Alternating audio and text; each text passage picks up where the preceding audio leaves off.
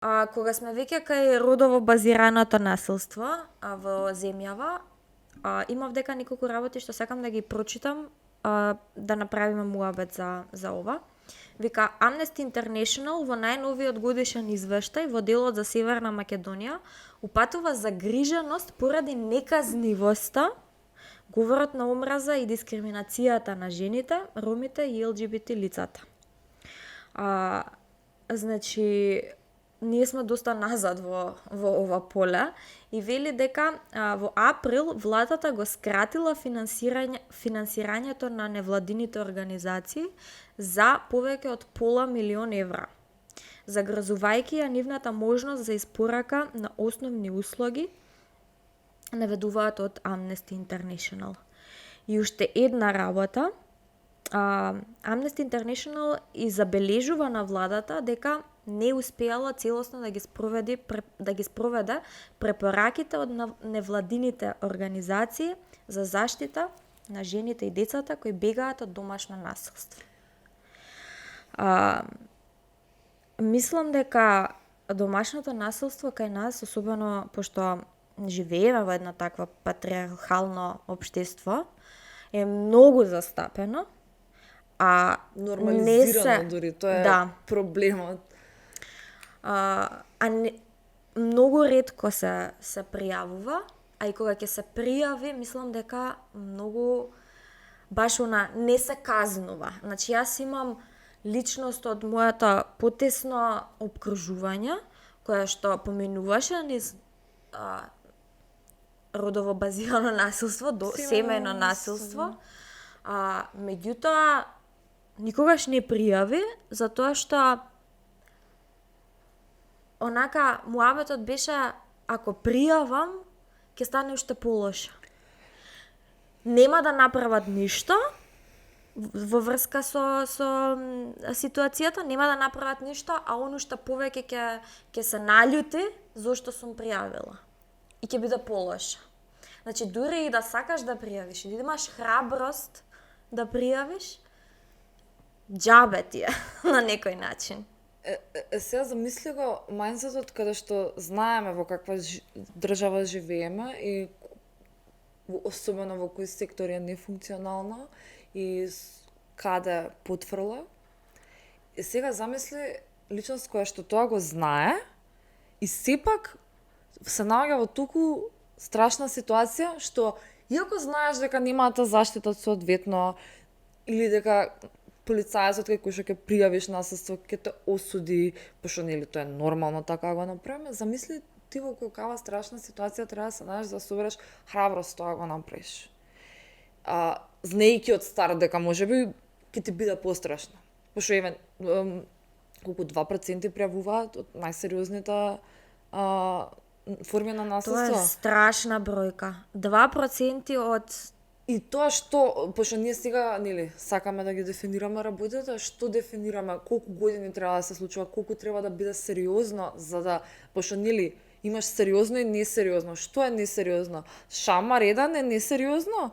Треба да ти го скрши носот за да биде сериозно? Треба да има тешка телесна повреда за да го класифицираме, бидејќи ние го класифицираме, ние сме треба да кажеме дека имаме систем кој што ги класифицира модриците на женското тело.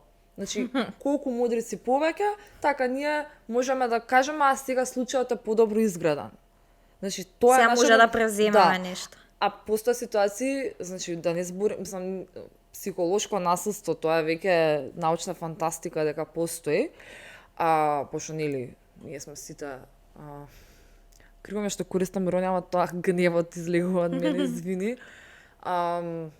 Ми е криво што тој патриархален систем има создадено таков однос кон недоверба на тоа што го зборува жената и што затоа зборувам цело време дека ние треба 1000 пати да се објаснуваме за една работа кога е проблем и можеш да замислиш кога си жртва на семено на родово базирано насилство, каде што ти е самодовербата уништена, каде што менталното и физичкото здравје ти се под знак прашалник, ти да треба да го одново живееш секој пат тоа кога треба да го на полицајецот, на јавниот обвинител, на судења, има многу случаи каде што и оние кои што пријавиле, бидејќи правосудниот систем не ти функционира и тоа трае со години.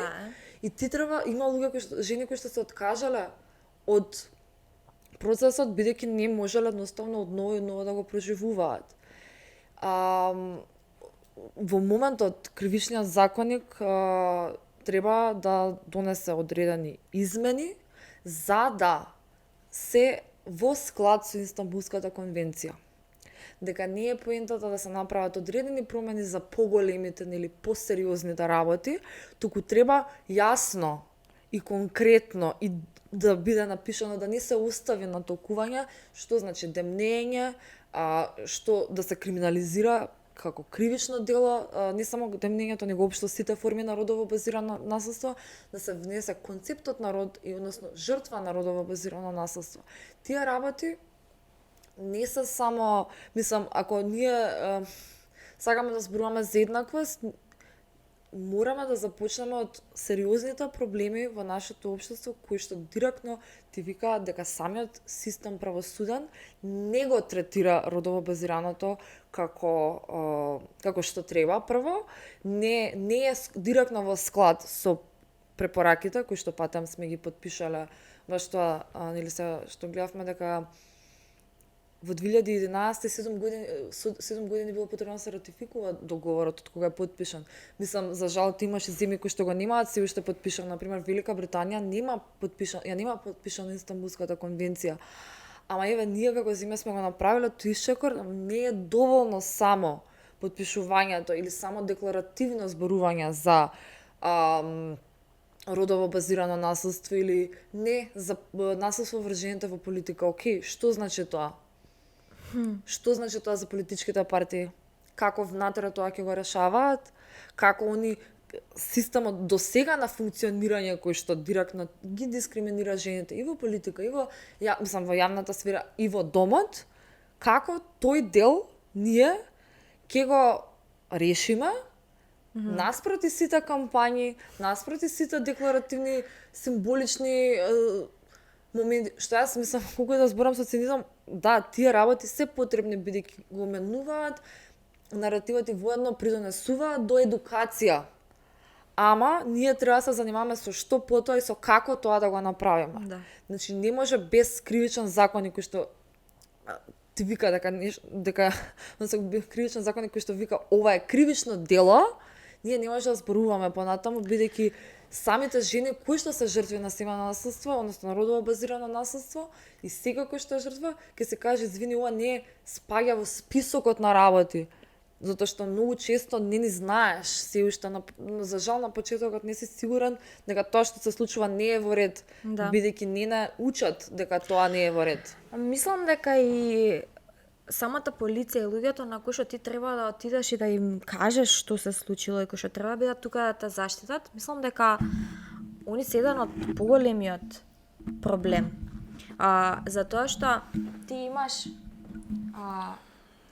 ти имаш човек таму кој што мисли дека тоа што ти се случило е сосема нормално. И ти му идеш, му кажуваш, му пријавуваш и он ти вика па добре, да ти ударил шамар. А ти шо му речеш, шо направи ти за да ти удари шамар? Значи тој истиот човек може да е дома таков. Може и тој да удира шамари по дома. И ти сега му дојдеш и му викаш па ми удари шамар, сакам да го пријавам. И он ти се смее. За првиот пат кога пријавив родово базирано насилство во полиција, не сум спремна да зборувам, бидејќи свесна сум каков третман добив кога прв пат зборував за тоа. За вториот пат, бидејќи полесно поминав и бев нападната од полицаец, сметав дека морам, као, окей, плаќам данок во оваа држава, се трудам, сакам да правам нешто за општеството и не може мене некој полицаец кој што е тука да ме заштити од родово базирано насилство, да ме напаѓа. И кога пробав во Охридската полиција да го пријавам, ми рекоа девојче тука нема да ти пројде ова, сигурно пријавата нема ни да заврши кај што треба, во Скопје пријави си. Нема проблем. Јас пријавив во Скопје.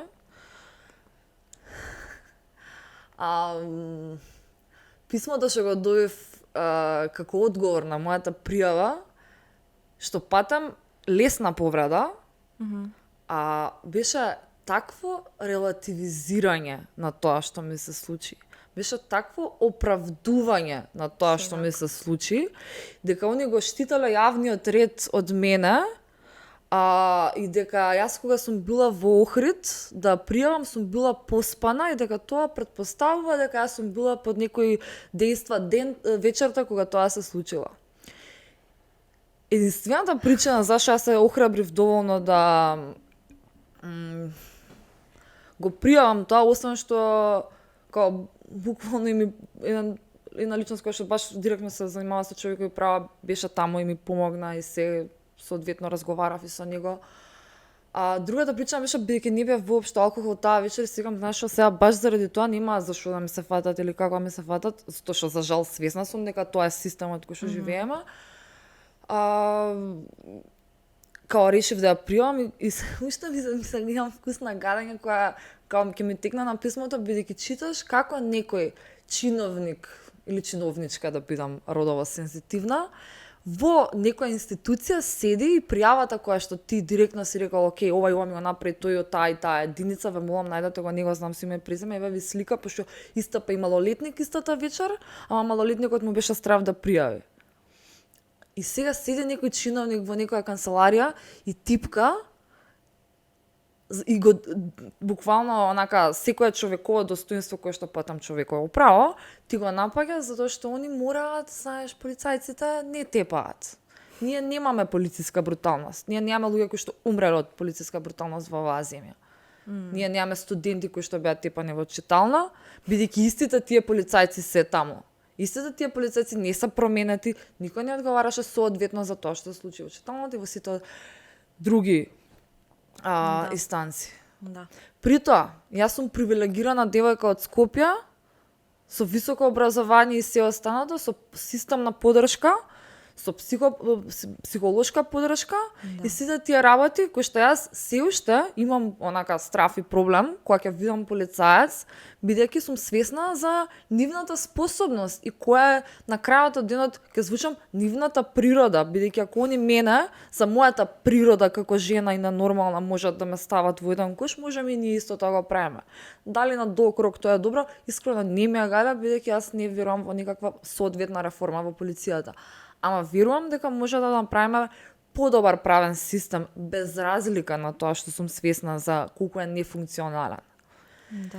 Така да од тој аспект сакам да кажам и да ги охрабрам на некој начин сите, бидејќи сите за жал сме имале некакво такво искуство, да зборуваме малку поотворено за тоа, колку и да ни трепари гласот да го збориме, ама треба да ни биде јасно дека имаме право и да побараме поддршка и помош и дека имаме право и да бараме овие работи да бидат завршени.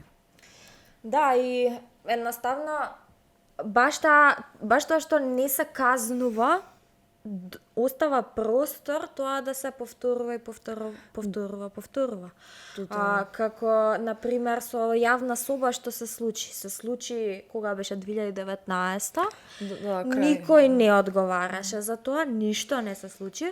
За повторно да се отвори после колку беше 6 месеци, не знам, можеби година дена. Тоа што првиот пат никој не одговараше, си рекоа, што ни е гајле, као ништо нема да ни се деси, ништо нема да ни се деси, ќе си продолжиме како што си сакаме да си продолжиме. И мислам дека за многу работи е тоа така.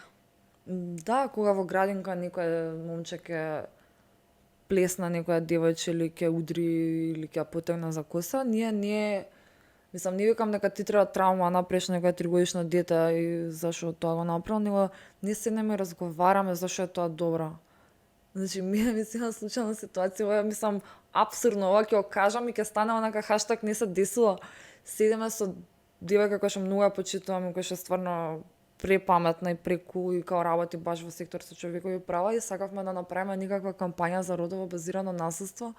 Доаѓа дете и се врти на мајка му и му вика: Сега ќе удирам тетката, има маса fucking авион дрвен у фаца, и ја на седим и сме као, дали ова стварно се случува? И мајката не се извини, и таткото беше малку подалеку и не се извини, него само не кажа, ќе си одиме од тука. Као, демек нема да ви пречиме.